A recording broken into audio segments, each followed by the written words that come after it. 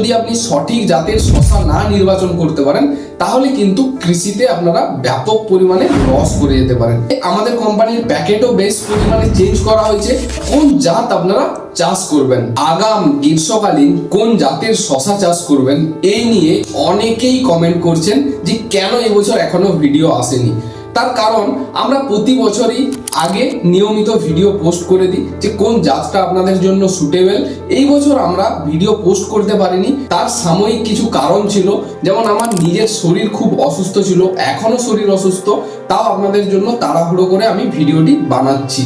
তো এইসব কথা বাদ দিন, আজকে বেস্ট 3টে ভ্যারাইটি সম্পর্কে আলোচনা করব যে জাতগুলো আপনারা আগাম গ্রীষ্মকালীন জাত হিসেবে বেছে নিতে পারেন। আর সাথে সাথে এই জাতগুলো আপ টু কতদিন, অর্থাৎ এই জাতগুলো গ্রীষ্ম এবং বর্ষার মধ্যে কতদিন থেকে কতদিন চাষ করতে পারবেন সেটাও দেখাবো।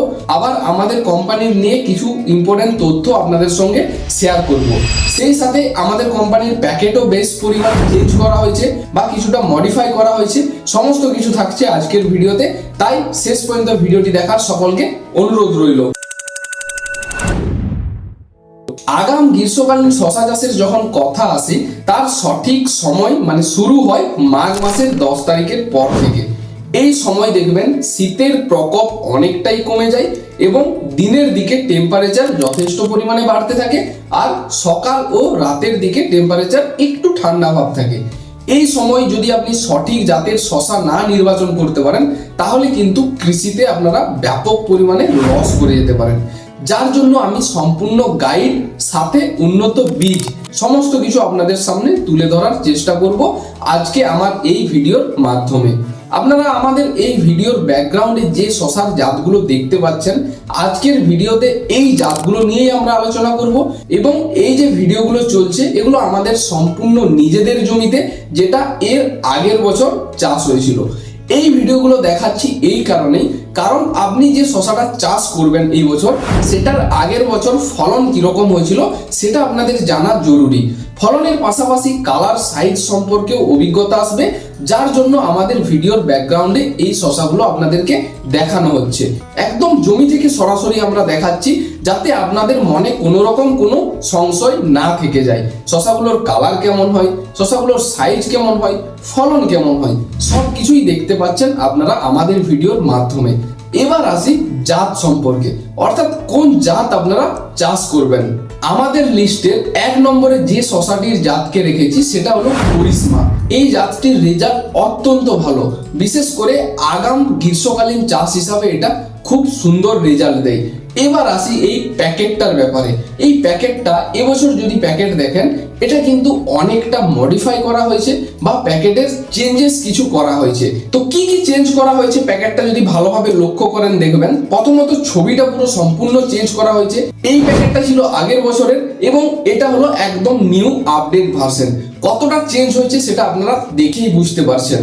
তাছাড়াও আরো একটা জিনিস আপনারা প্যাকেটে ভালোভাবে লক্ষ্য করুন, যেখানে লেখা আছে বপন সময়টা খুব সুন্দরভাবে উল্লেখ করা আছে। এখানে দেখুন লেখা আছে মাঘ মাসের 15 তারিখ হইতে বৈশাখ মাসের 15 তারিখ পর্যন্ত আপনারা গ্রীষ্মকালীন জাত হিসেবে চাষ করতে পারবেন। আবার এই জাতটাই আষাঢ় মাসের 20 তারিখ থেকে আশ্বিন মাসের 10 তারিখ পর্যন্ত বর্ষার উপযোগী জাত হিসাবে নির্বাচন করতে পারেন। মানে এই জাতটা আপনারা গ্রীষ্ম ও বর্ষা দুটো সময়ই চাষ করতে পারবেন। শুধু এই যে টাইমটা দেওয়া আছে বপন টাইমটা, এটা দেখে আপনারা চাষ করবেন। আরেকটা জিনিস আপনাদেরকে দেখাই, এই যে প্যাকেটটা দেখতে পাচ্ছেন এটাতে কিন্তু স্টিকার ব্যবহার করা হয়েছে। এটারও আপনাদেরকে একটা আমি জিনিস ভালোভাবে বুঝিয়ে দিই, অনেকেই এটা নিয়ে সংশয় থাকে। এই যে স্টিকার, এটা হয়তো তুললে আপনারা দেখতে পাবেন যে অন্য কোনো কোয়ালিটির বীজ আছে। তো এটা আপনারা অনেকেই আমাকে কোশ্চেন করেন, এই যে প্যাকেটের এই স্টিকারটা তোলার পর এই যে জাতগুলো আছে তাহলে কি এটা অরিজিনাল নয় ডুপ্লিকেট? এটা কিন্তু আপনাদের অনেকটাই ভুল ধারণা।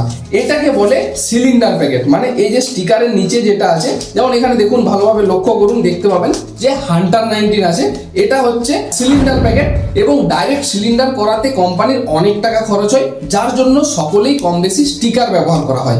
আর এই স্টিকারটার সাথে কিন্তু কোনো রকম কোনো সম্পর্ক নেই, কারণ প্যাকেটের যখন ব্যাক সাইডে যাবেন এই সাইডে দেখবেন আমাদের কিন্তু কোনো রকম কোনো স্টিকার নেই। এখানে ভালোভাবে পুরো ভ্যারাইটির নাম হিসাবে দেখুন লেখা আছে করিশ্মা, একদম প্রিন্টেড দেখুন করিশ্মা বলে লেখা আছে। তো এই জিনিসটা সবসময় মিলিয়ে নেবেন যে ভ্যারাইটির নামটা পিছন দিকে কোনটা প্রিন্ট করা আছে, এইদিকে স্টিকারের সাথে আপনার কোনো রকম কোনো সম্পর্ক নেই, এটা আমরা আপনাদেরকে ক্লিয়ার করলাম। আমাদের কিছু কিছু ভ্যারাইটি ডাইরেক্ট সিলিন্ডার, এখনো পর্যন্ত সব ভ্যারাইটি ডাইরেক্ট সিলিন্ডার হয়ে ওঠেনি, তবে আস্তে আস্তে আমরা চেষ্টা করব সমস্তটাই ডাইরেক্ট সিলিন্ডার করে দেওয়ার। তো এই যে কোশ্চেনটা ছিল, আশা করি এটা আপনাদের সকলেরই ক্লিয়ার হয়ে গেল। লিস্টের দ্বিতীয় নম্বরে যে যাত্রী রেখেছি সেটার নাম হলো ভারত হাঙ্গামা। এই জাতটিও আপনাদের একটা পরিচিত জাত, কারণ এটা আমরা বিগত 3 থেকে 4 বছর ইউটিউবে ভিডিও বানাচ্ছি, কৃষকদের হাতে পৌঁছেও দিচ্ছি। ইতিমধ্যে এই জাতটি অনেকে চাষও করে ফেলেছেন। এই জাতটিরও প্যাকেট কিন্তু অনেকটাই চেঞ্জ করা হয়েছে। এটি ছিল আগের বছরের প্যাকেট এবং এটা হচ্ছে এই বছরের নতুন আপডেট প্যাকেট। এই দুটো প্যাকেটই কিন্তু আমাদের বাজারে ছাড়া আছে, মানে যে পুরনো প্যাকেটগুলো আছে ওটা মানে পুরনো দানা এমনটা নয়। সিজনের শুরুতে আমরা কিছু অল্প সংখ্যক পরিমাণে বীজ মার্কেটে ছেড়েছিলাম, তো আগের প্যাকেটগুলো আমাদের অনেক রিটেলারের কাছে আছে, সেগুলো দেখেও আপনারা ক্রয় করবেন, কোনো রকম কোনো অসুবিধা নেই।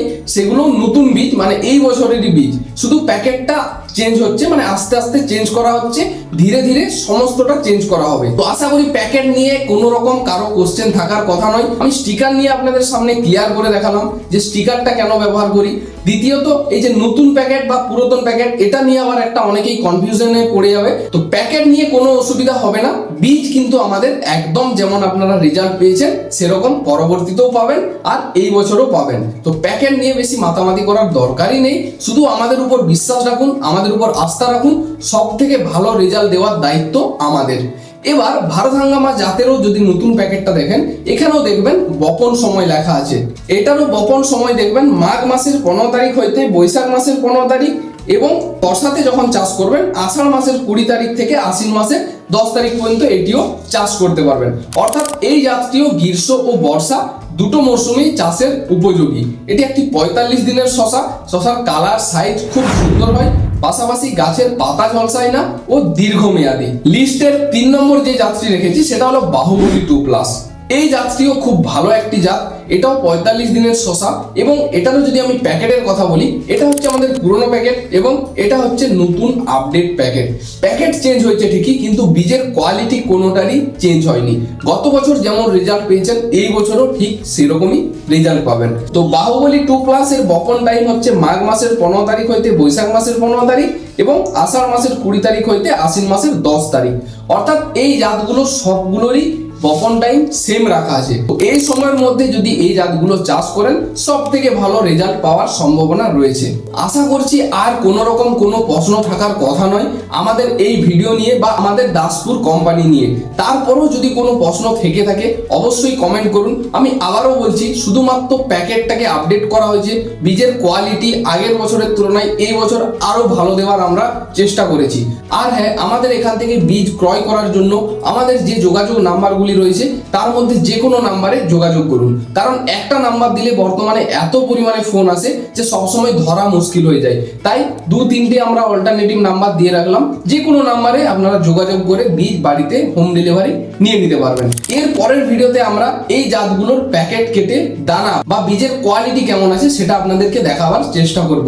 তো আজকের মতো এটুকুই, সকলেই ভালো থাকবেন ও সুস্থ থাকবেন।